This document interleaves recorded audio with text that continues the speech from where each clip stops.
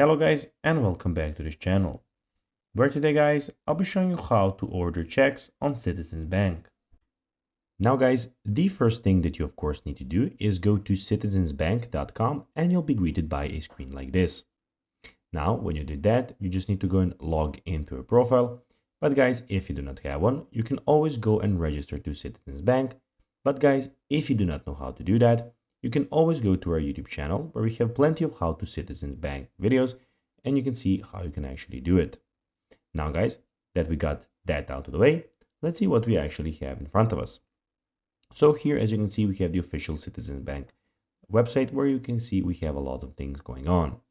Here we can go and see some personal stuff. We can see stuff for small businesses. We can go and see stuff for corporate businesses, private bank, and about the actual Citizens Bank. So here also on the personal, which we will be talking about, we have checking accounts, saving accounts, credit cards, home loans, students loans, investing and wealth management, financial educations. So these are basically the things that you can go and apply for. So also, of course, you have in the top right corner, you can go and log in, search for what you need from them. You can go and find a branch or ATM, or you can of course go and check the customer service of this website.